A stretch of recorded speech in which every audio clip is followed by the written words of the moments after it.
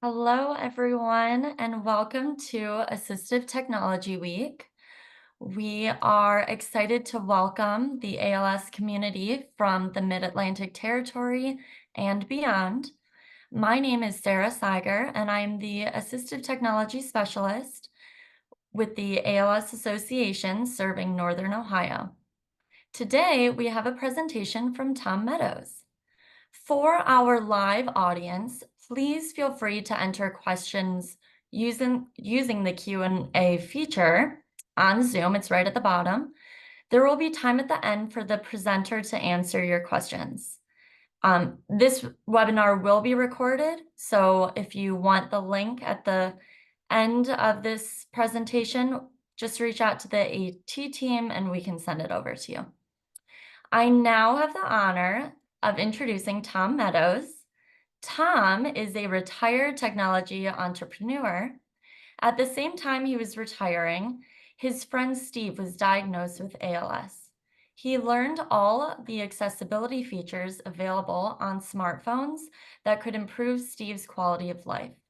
To his surprise, not many people really understood how powerful the tools can be. Tom spent the last year giving away phones and accessories to help people with ALS. This led to working with universities to teach speech therapists, occupational therapists, and care providers. Today, he continues to teach people living with ALS how to use their iPhones hands-free. He also continues to advocate for improvements with Apple and Google. Thank you so much, Tom, for joining us today. You're very welcome. Thank you for that introduction. Okay, so let me share my screen because everything I'm going to do, we're going to be able to see on the phone that I am using here.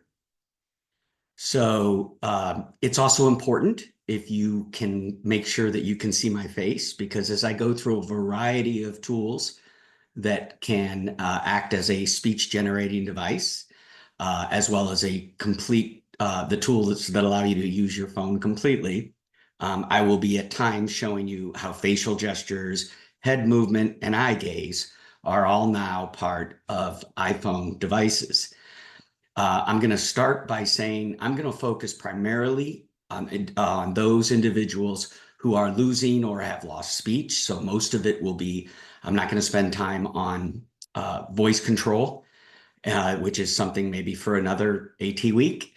But it is, again, it's just another amazing tool that, to imagine it, it would be as if you're sitting there and somebody's holding your phone and you just say swipe right and it swipes right, swipe left and it swipes left. It just has commands that you know.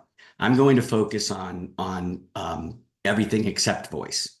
I'm going to go quickly through and set up each solution as I talk about them. And this is not to train, but if you watch the video again and pause and such, you might be able to try these things on your own. I'm running iOS 18, which comes out in 30 to 60 days, which has eye gaze and has some other cool things that I think are very useful for people living with ALS and those care providers working with those people. Everything comes down to what I'm going to say, in that devices are designed to be used in a certain way. Phones are designed to be held and touched. And when we lose that ability, that is where I've been, for the last year, we gave away about 2,000 stands. My favorite, I just want to show that worked in every scenario, is a gooseneck, where the phone goes here, it connects just about anywhere, and it's very stable and easy to use. So that takes care of those who can't hold their phone. And then now we're going to get into how to use our phone completely hands-free. So I'm going to put it on the stand. And I want to start with something for individuals who have just recently been diagnosed. This is a tool that's been out for 2 to 3 years now. And I think it's just a great step to take. And I'm going to go into my settings, accessibility, and I'm going to go down to the speech section. of the accessibility menu. Personal voice, I'm just going to show you very quickly. I have mine set up. And so what you notice there is it used Face ID. Why I like this as opposed to other technologies, it only lives here. That's important because living, on a server is very, very secure. All these companies I've worked with are very secure. But as we know, sometimes hacking, does happen. And so I like the fact that it's in my control. But this is my voice. This is the personal voice of Tom Meadows. Let me turn it up a little bit. And to set it up, you just go back and you say create personal voice. You'll record about 150 statements. It will generate at night because it doesn't go to a server. It never leaves the phone. So you plug it in at night and it will run. Sometimes it took mine 2 nights, and then it will tell you that it's available. And most importantly, that Apple has its own augmentative speech app that I'll touch on briefly. But it works with most of the augmentative speech apps, and there are dozens available for children and adults on the App Store. I don't promote anything or sell anything, but I will use one that I am most comfortable with throughout this presentation. And so that's all it takes is and that's on your phone now. That's been out since 16, I believe. And you're probably running 17, and next is coming an upgrade that's to something called 18. The next thing that is new that will be available in 30 to 60 days that I'm excited to introduce to the number of people that I do still work with, and that's vocal shortcuts. Vocal shortcuts allow you to do a number of things, even with slurred speech, any sound. And I'll give you a quick example. So I'm going to go into vocal shortcuts and set one up. And it's saying I'm going to choose an action. I mean, something that the phone's going to do for me. And I'm going to do a Siri request. And I'm just going to say, text Ruth.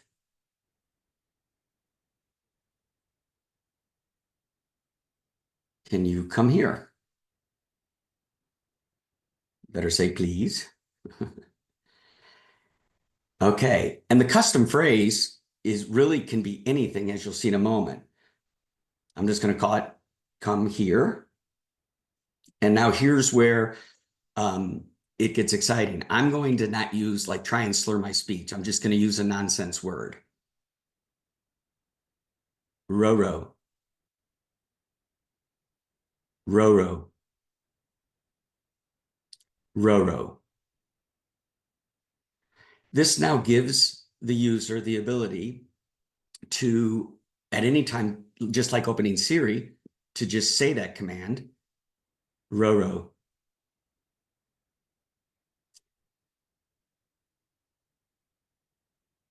And it just sent the text to Ruth. So I think that where that's useful is even in simple things.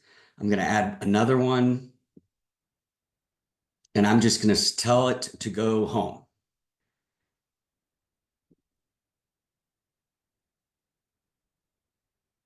Well, good enough.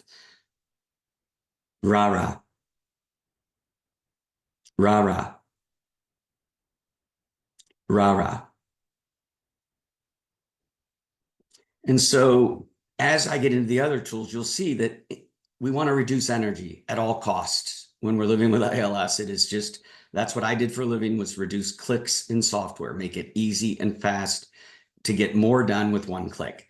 And so I try and use these tools in combination to allow them to use the energies and the voice and movement that they have left to do these things. So if I'm in an app, rah-rah, it goes home. This can be cues to ask for help, to call for help. Anything you can do with Siri, you set these up ahead of time, or with the help of the ALS Association or technology companies, even Best Buy, Geek Squad. I've tried to meet with them to get them to learn all of these things. So that is vocal shortcuts. I'm just going to get rid of those now. Who knows if I'll activate them. And so that's where I wanted to, that's the end of this section. I just wanted to show you what's available now. And if you are able to do so, early diagnosis, it's just an alternative to the other speech generating and voice banking services that are available. You can compare and decide which one you sound best in and which one makes the most sense for you. So now I want to go to the real heart of the presentation. The holding, you understand, is taken care of by a stand. And now we're going to talk about everything to replace touching. iPhones are designed with primarily 3 movements. You swipe or you flick. You tap to open things. And of course, you type. Okay.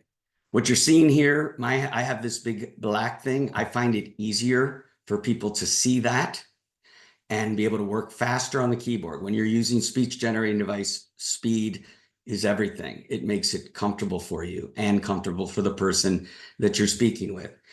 Okay, that is set up. Back in settings. It's kind of hidden. I think it should be, got to go back into accessibility. It is under keyboards, and it's just simply called hover typing, and you turn it on. You can also change the colors as you see down here, whatever works easiest for you. I think hover typing, that's been around a while, and I have seen that work very well with a number of people living with ALS. Okay, so now we're going to get into, let's see, we're going to talk about head tracking. Head tracking is very hidden. It is hidden in an old technology that most people, when they think of it, switch control, they think of this, where it is a bar jumping around and you have to use a switch to select this section, then select recipes, not used very often. And it's not something that I have ever used when working with close to 300 people now in this year. So Apple did one nice thing for me, and they made it as simple as, these are the steps. You don't turn it on yet. We're just going to simply go into this thing called switch control mode and select head tracking. Then there's a number of stuff that you won't worry about that deals more with that old technology. And we're going to go down to head tracking. And this is where it gets really powerful. I'm trying to replace flicking, tapping, and typing. So I'm going to raise my eyebrows, which looks like this. It's not like you're taking a picture and you hold your eyebrows up. It's a tap. And I'm going to make that my tap. And then I'm going to use my eyes to go home. And then finally, I want to flick. This requires no switches. This will work. It works right now on your phone. This has been around about 8 years. It's just very unknown. I'm going to scrunch my nose, and I'm going to go all the way to the bottom and select direct touch, which I will show you in a minute. That simulates taking my finger and sliding and then releasing my finger. So a couple of other changes that are important. Tracking mode, you want to select with face. And then this last setting is basically, if you can move your head a lot, great. You don't need this that high. If you want to move your head very little, you just turn this all the way up. I'm holding it. And then one other little tweak that I've used many times is if they're going to use their eyebrows, for instance, to tap, sensitivity allows you to do it slightly, like even a little will do it. Default is a normal tap, and exaggerated would look something like this. So now that I've turned those things on, I've turned on all the features inside this head tracking menu. I'm going to go back and make a couple of other important changes so that you can use it right away. And I'm going to do things like turn off this group items. I wish they started with it off. It's an advanced feature. Okay. And just like that, now we are ready to go hands-free. I'm going to turn it on. And as you can see, I now have a head mouse. Many of you have heard I use my eyebrows a lot when I talk, so I will do that. Um, Many of you have seen a head mouse. They look something like, this is one where you put it on and it's controlling the mouse. Well, as you can see, what iPhone did when they introduced Face ID, which measures your face and sees it very clearly, is they measure right to the center. The farther back you sit, the less you have to move. You can see I'm barely moving to kind of, move around. And now I'm going to put it to use. So I'm going to go home by blinking my eyes, which looks like this.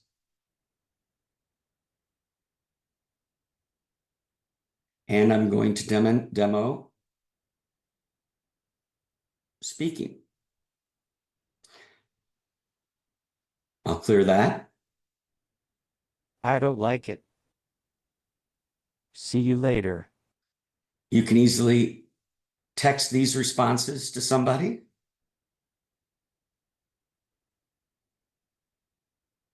And many other things. I want to share a story of someone I work a lot with under 35-year-old females. And I'm going to show a video, if there's time, of her passion, which was doing color by numbers with a glass of wine. And now she can only do it using what I'm showing you. There's many, many more advances to this in terms of settings, in terms of learning how you can set this up to be yours color-coded. She set her children up, Eva and Allie, as categories here. And what she does is just say, Eva, please get ready for bed. And then she goes to here, puts it in her Amazon app, and it announces it all over the house.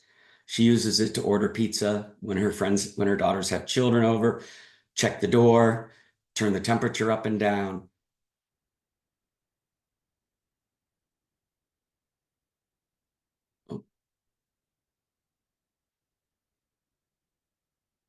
I'm just going to show you how easy it is to use. Change the temperature, close my eyes, go back home.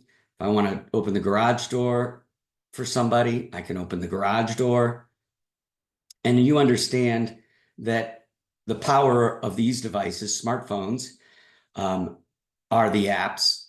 And using something like head tracking, which is hidden in an older technology that people seldom venture into, gives you complete control of speaking and communicating, playing games, and everything. So that's as far as I'm going to go with this. I know there'll be questions about what else can I do with this. A couple of points about Android. Androids are by Google. It develops the Android shady or shawtiness.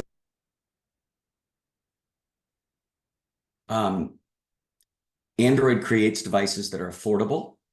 Apple's been around for 50 years. They're expensive, and so they put these in their operating system. Android has voice assistant and the ability to use a mouse, which I'm going to show you on the phone, but they are very competent to be able to use it if you have a voice or you can move your hand. They have not moved to anything hands-free. I met with them at an assistive technology conference. They had their accessibility team demoed this and just emphasized how important I think it is that they also add a built-in head mouse so that they can also offer speech generating augmentative apps. They have a couple on their store, whereas the app store from iPhone has dozens and dozens. One other thing, I didn't show you how to scrunch my nose. So again, that looks like this. It's just a quick scrunch as you're moving. So to simulate swiping or flicking,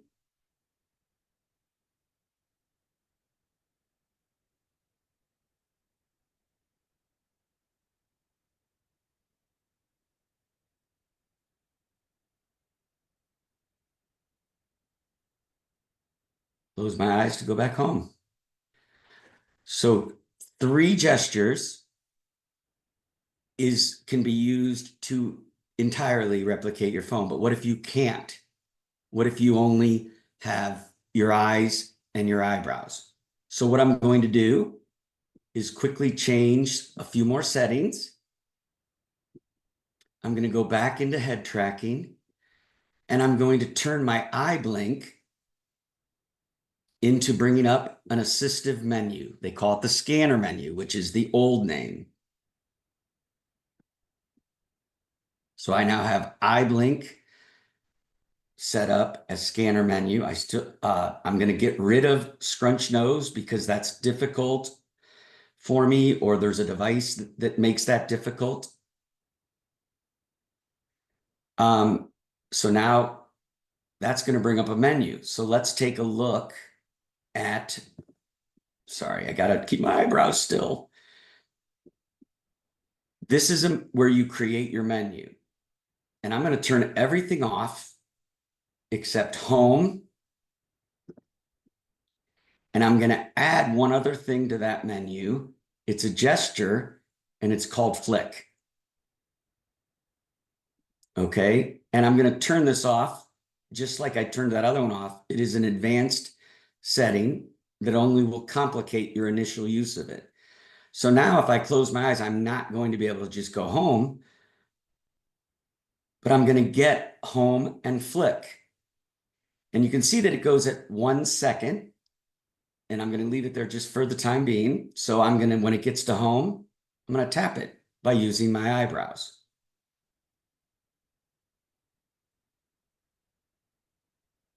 Everything will work the same as far as generating speech. Yes. I don't like it. I feel pain in chest. Blink my eyes, tap when it gets to home. If I want to increase that time that it's moving, because the better you get at it, the faster it becomes. You go back into settings and back to switch control. I'm going to tap at the top of the screen, which always goes in. And what you're going to do is change this. I'm going to reduce this. I'm just going to use my hand for now, down to about 65 seconds. And what you're going to see now is it goes very quickly. And that makes it much easier. I have some of the young women that I work with can do it at 35 seconds because it's just, it becomes very natural. So how do I flick?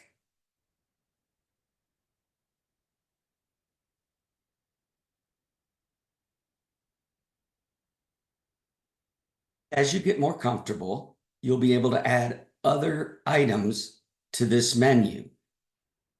One example would be that I'm going to go back into my menu items, and I'm going to go to that top level. That's the 4 things we're seeing. That's this. That's the top level. And I'm going to add one other thing. Blink your eyes, by the way, also turns it off. I'm going to add a gesture just to give you an example of pinch. So now, if I go into save photos,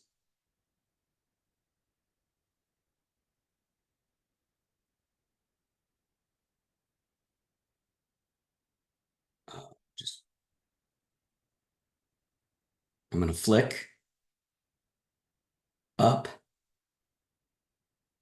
Well, there's my dog. And now I want to pinch. I'm going to pinch out. And I'm going to stop.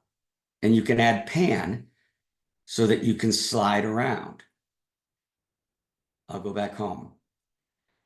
To give you an idea of just how powerful it is, I want to quickly show. I can find the video. I think it's this one. Okay, so I'm going to fast forward a little.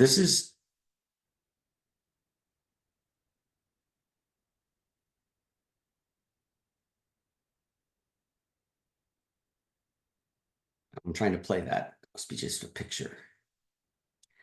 Well, because we're short on time, that would show her playing color by numbers. I've worked with a wonderful 75-year-old woman who she loves Words with Friends. She can click with her eye, tap it, drag it into the tile space, and make words. She continues to play it to this day. So it's not just speech generating, it's managing your home, it's maintaining independence, and improving your quality of your life. So I'm going to go back in and go to switch control menu, which you always see where you are up here. I'm going to turn that off.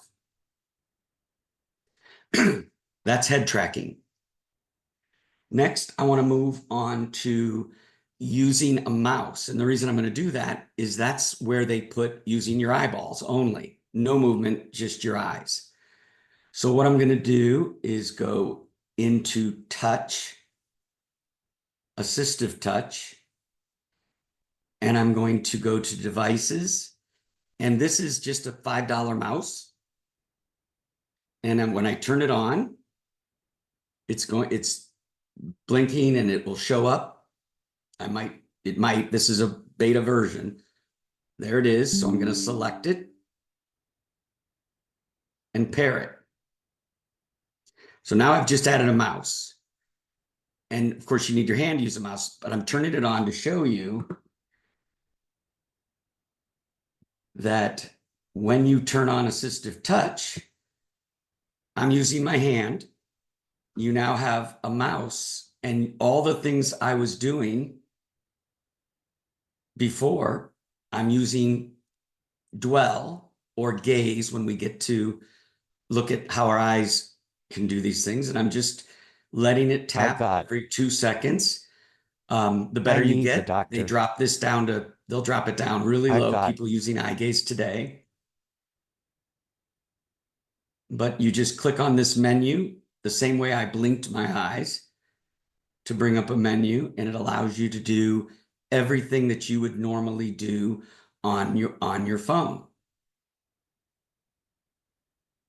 I can go here and I can put in scroll, and I can say do a continuous. Oh, they don't have I'm just going to scroll down, and it just scrolled a page. I'm going to go back home. Okay, so if you have the use of the hand, it's a terrific product. Now let's talk about to where we started, where you don't. And I want to show you the latest feature from Apple. And you're going to go back until you get to the accessibility menu. And it's right here. It's called eye tracking. And I'm going to leave dwell on or gaze. It's the same thing. I'm going to turn it on. Now I have to stay perfectly still.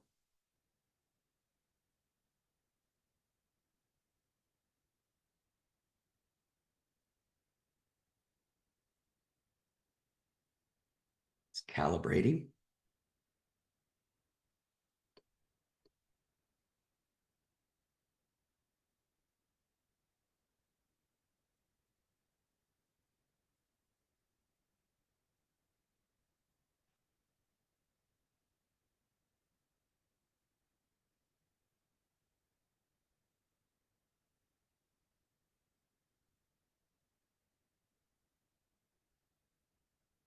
Now, rather than moving the mouse, I'm using my eyeballs only.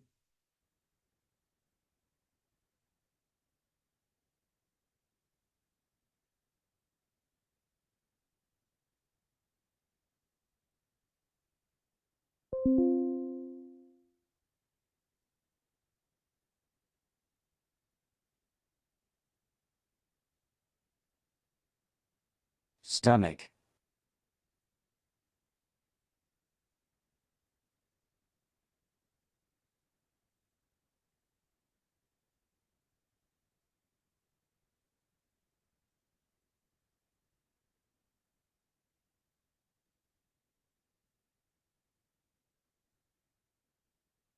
Nice to see you. So everything I did, everything that you can do on your phone with your voice, we didn't see it, but it's just like somebody swiping for you, holding your phone, and you just tell them where you want to go. Using a head mouse that's built in, using a mouse, and you can see I'm moving the mouse now, get it over here. I can use this mouse essentially the same way that I was using my eyes. So my eyes are moving now. I'm just using my eyes. And now I'm going to use the mouse. And that's obviously easier.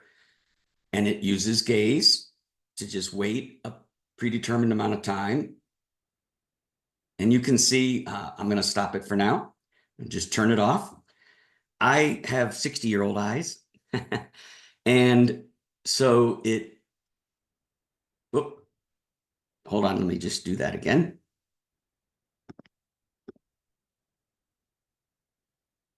I'll be right with you. I turned off my share screen. That's probably a bug.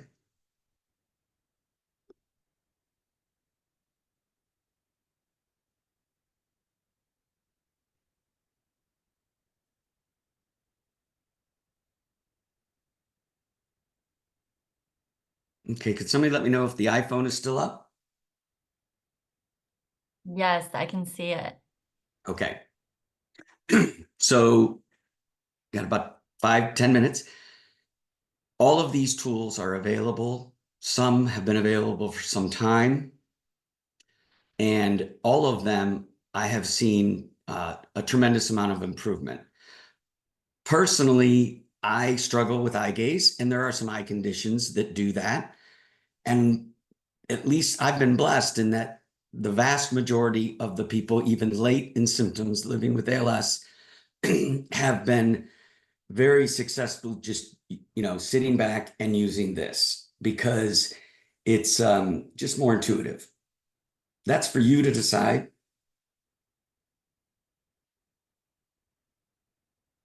I'm just going to keep demoing.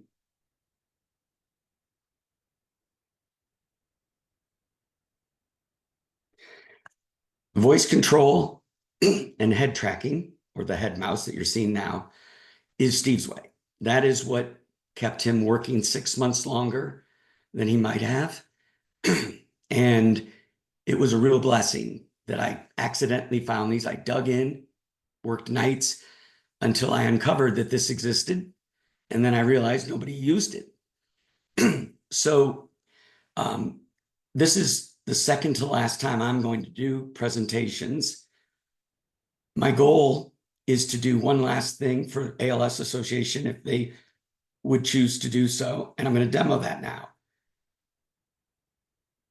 I'm going to grab an iPad. This is a new iOS 18 feature.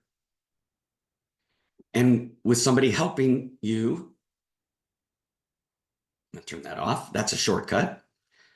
But with somebody helping you, iOS has now granted people the ability, like a care provider or an assistive technologist, to do this from anywhere they are. I have learned in working with so many speech pathologists and occupational therapists, they are very busy. When they meet with you, they want to focus on the medical side most in the times, and it takes too long and it's too complicated to set up. So what you can do now is I can FaceTime a provider. I'm going to turn the camera off. I'm going to answer that. Okay, so you can see somewhat, you can see this, but then I'm going to ask the person or their assistant that's living with ALS to share their screen with me.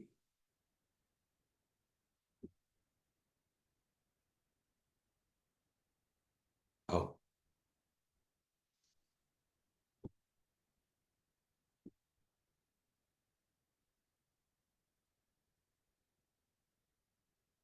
Let me do that again. I think this is important.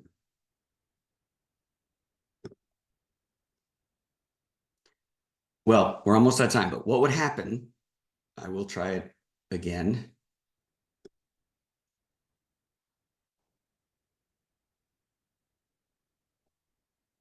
Okay, so I'm on with me. And I don't know why, but it's not letting me share my screen. But what would happen is their screen appears here. And I would be able to then, from here, I would see their screen and I would be able to go into their settings and set this up in a minute, giving them the ability to just simply start using it. That's been the biggest barrier for me, is teaching SLPs and OTs. The good news is major universities are starting to teach it. Curriculum is being written. And I work with a number here in the state of Ohio. And so that grad students are getting scholarships, and in their masters, they will take the courses to know how to do these basic things that I've showed you. They are just simply steps to remember. In addition, I have written these steps up. I can get them to Sarah to turn on the head mouse and begin trying it. It's just such an improvement of the quality of life. I know you've learned eye gaze, and eye tracking is what Apple calls it, but they're the same. I would just want to end with saying the differences, though, between the commercially sole purpose manufactured speech generating devices. They use a different way to turn your eyeballs into the mouse. They actually use iPads behind the scenes now, and they are actually using, so when you use a TD Pilot, you're going to see this same assistive menu, but they modify it so that it works specifically with their speech generating app. You won't be able to use other apps that might suit your needs. You use the manufacturers typically also provide the software. The distinction is it's a different way to turn your eyeballs into a mouse. And so I thought that question might come. And with that, I'll turn it over to questions. I did pretty good. I usually can spend an hour just on one of the 4 solutions that I went through. Yeah, thank you so much, Tom. I am really excited about the new features for iOS 18. We definitely have a few questions. I know that some people have started writing in the Q&A. Just a reminder, that's on the bottom. So I'm going to start with the first question. Do you recommend, and I know you didn't go over this, using hot corners? Yes, I'll do that with, I'll demonstrate that with a mouse. And I really do eyeballs. I struggle getting the cursor here with my, remember, this is exactly the same thing that eye tracking does, but instead of using this mouse that I'm using, you have to be able to get your eyes to focus up here. Some people are amazing. I've seen people just do it right away. I, for some reason, just can't seem to do it. I've been practicing. I'd like to get better at it for when I do show people or set people up. But hot corners are set up inside of the assistive touch environment, and they're really cool. You have to be using Dwell, which is this countdown tap. And you can do things, for instance, in the upper left, you can make that just be your home.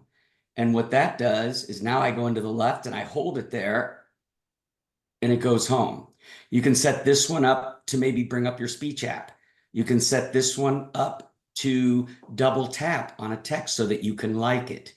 It's unlimited. The amount of configurability with using a mouse or using your eyeballs and using head tracking. They don't have hot corners, but when I blink my eyes, there's no movement required. You can add to that menu and do home. You can double tap, you can pinch, you can do it, and it's all done, just by, let me turn it on. It's the same basic premise. Well, same premise. You bring up a menu. You need to bring up a menu or create a hot corner. So I do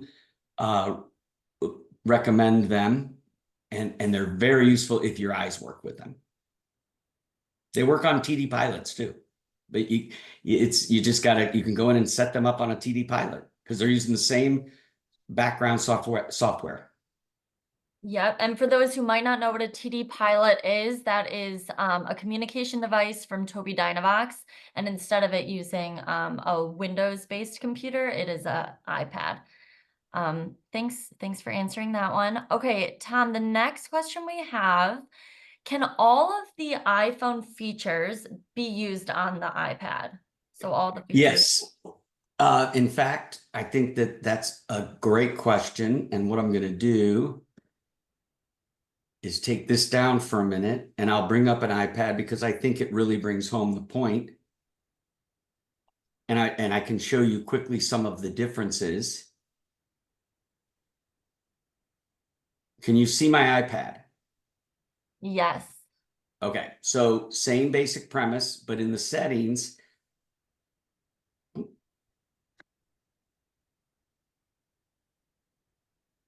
the settings are on the left. And so, but they are all exactly the same. If I wanted to go in and turn on head tracking, I won't do all the other steps. Just like that, you have a head mouse. So they are identical. There's a couple of differences.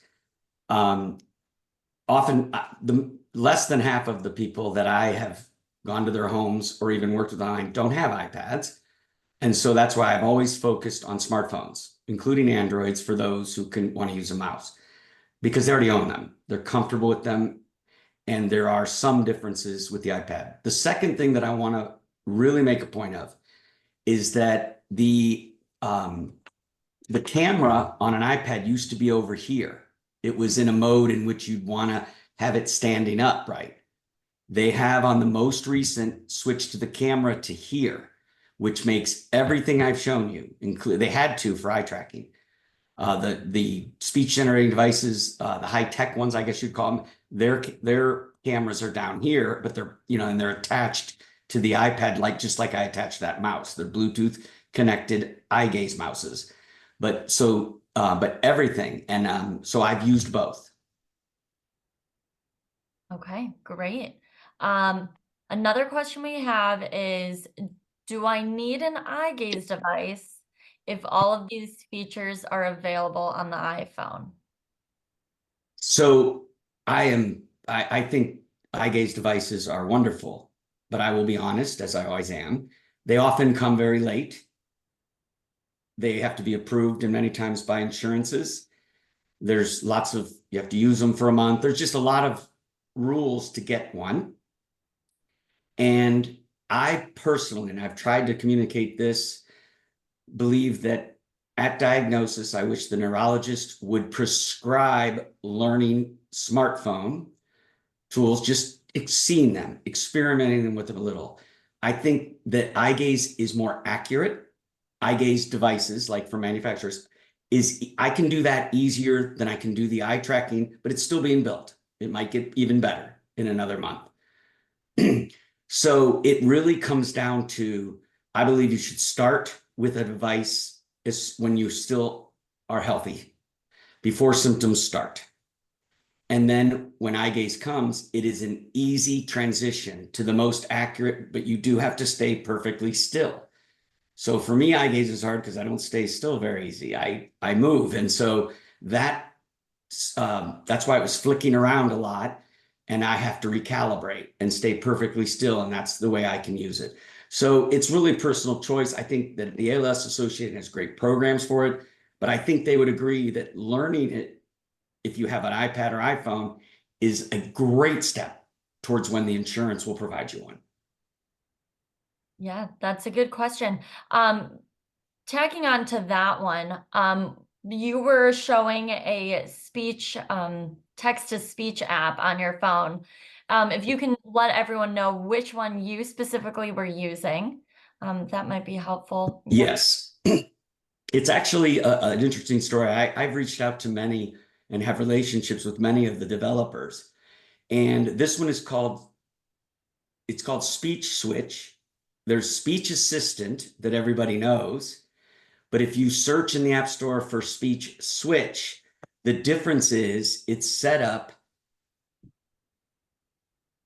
when I need one. There's no arrows on this one, but normally I would have to use my scrunch or flick to go down if I have a long page. Speech switch has little arrows. This one is a full page, so I don't need it.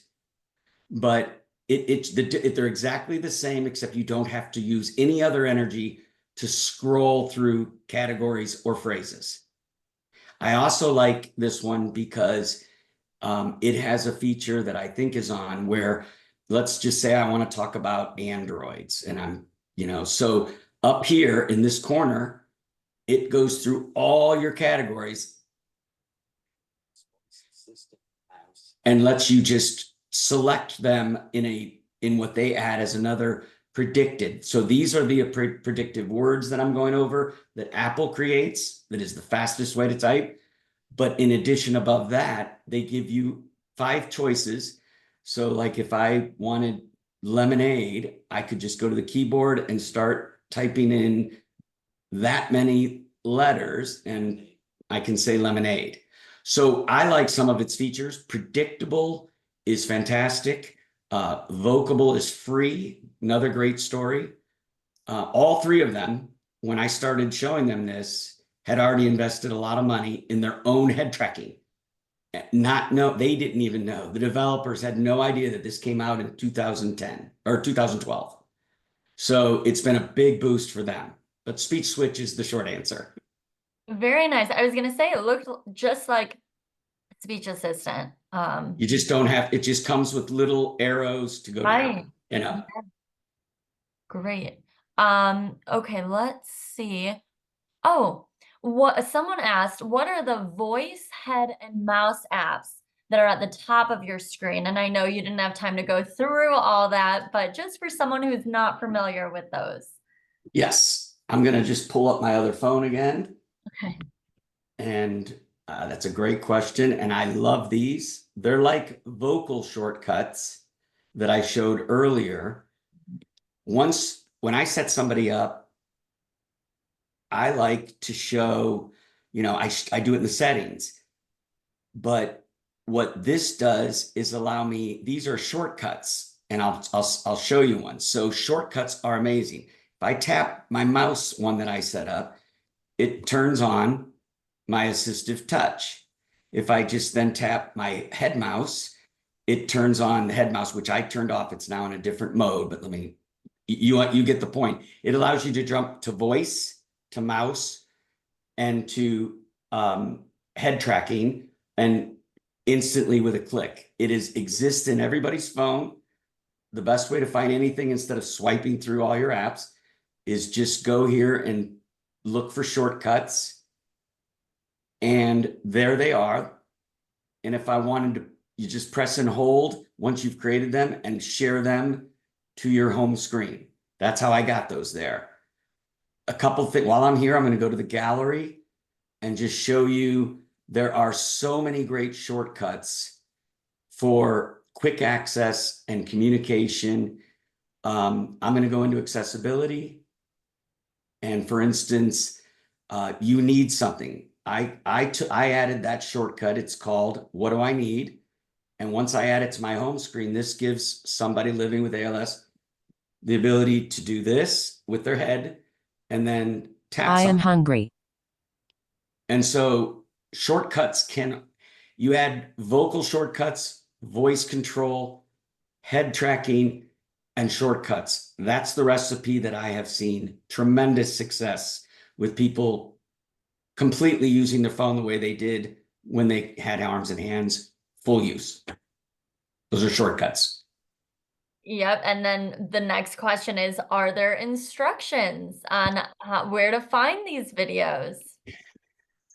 My videos, I'm just one person and my videos stink and I'm not very good at them. But you can go to, and it's very important you get the middle S. If you go to Steve's, plural, way, STEVES way.com, you'll go directly to a library of videos going over much of the things that I've done. I've been meaning to redo them since when Apple changes, I have to change them. Mm-hmm. My goal is that the videos are nice, but I'm actually creating step-by-step ways to set all these things up and begin using them in beginner mode. And I'll have that out to you, Sarah, in a week or two. Okay. And you can share that with the people that are with us today. Yes, absolutely. So I know that I've been looking at the stevesway.com website that you just shared with us. There's also the Compassionate Care ALS. Do you want me to share that one as well with all your videos? I don't, because I've been clear on this from the beginning. Mhm. When you go to stevesway.com, those are all open source. They're available to the ALS Association, to Team Gleason. They can all be put on your website. I do not have an affiliation with any one particular care provider. What they did, where they were the first, my launch was because they allowed me to do what I just did for you. And there was and within the next month, I was had dozens of people every day, multiple times a day, setting them up online. I'd love to see the ALS Association when iOS 18 comes out. You and I, Sarah, I'd love for you to get on the beta. It's public, it is available, and I will show you how the people you care for can just FaceTime me. But they have to turn the camera off, and then I will set them up in a minute with you not even being there. That's what I'd like to do in my retirement, is just that. Apple, I've had no success in getting them to do the most important thing, which is I would like, if you're looking at my screen, in this menu, you have touch, which is actually a mouse. You have switch control, which people just don't ever go into. Voice control and eye tracking. Right above voice control or below it, I'd like head tracking to be right there and have a relevant menu to do the things that I had to jump all over the place to do. That's been my request. I've submitted it multiple times, including in emails to the CEO, which don't go very far. But ALS Association, if they would like to be the first to experiment and say, we've got somebody, we put them on 18, it'll take me 5 minutes to get them started versus it took me hours for some of the more senior people living to have somebody swipe through their husband or wife and do all these steps is incredibly impractical. Now I can do it in a minute and turn them loose. Mhm. Yeah, that would be great. Um, okay, we have one more question. For that last part of the demo where you were trying to screen share, were you saying that the screen should be shared so the provider on the other line could remotely edit and set things up for the user? That's right. I don't know. I tested it before. It could be because I'm sharing my screen. But what happens is, I was hoping somebody in the audience had iOS 18 public beta up. And I almost called you, Sarah, and said, would you mind turn that on? And then you would have FaceTimed me.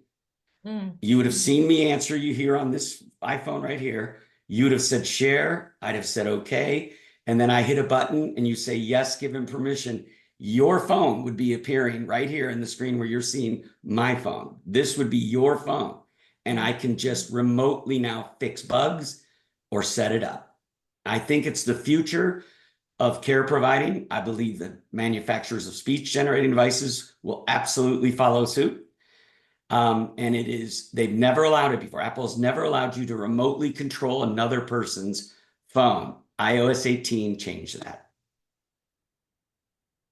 Okay. All right. Well, I'm looking at the questions. I think we have all the questions answered. Thank you again, everyone, for joining this presentation. I know I've known about this, but there's still a lot that I'm continuing to learn. So thank you again, Tom. If we did get to everyone's question, but if anyone thinks of any questions that they want to ask, you can directly reach out to us at matassistivetech@als.org. If you have any specific questions about alternative access for your iOS device or any other assistive technology topics in general, please join us at the AT Specialist office hours. That is every fourth Monday of every month at 5 p.m. And then I just want to remind everyone that tomorrow at 10 a.m., Corey Libby and Liz Stanley are presenting on creative pursuits. They will explain different ways to use art to help enhance the quality of life for those living with ALS. And that will be at 10 a.m. Eastern Standard Time using the exact same link as today. And if that's it, I just want to thank you again. Thank you, Tom. You're very welcome. I'm very appreciative that the ALS Association did this, and I'm happy to do this for you, especially since we're all local here. But University of Cincinnati, Ohio State, Bowling Green are all beginning to teach at the in their SLP programs these basic setup environments that can hopefully improve quality for the care providers. It works great with kids too. That's great. All right. Well, thank you again.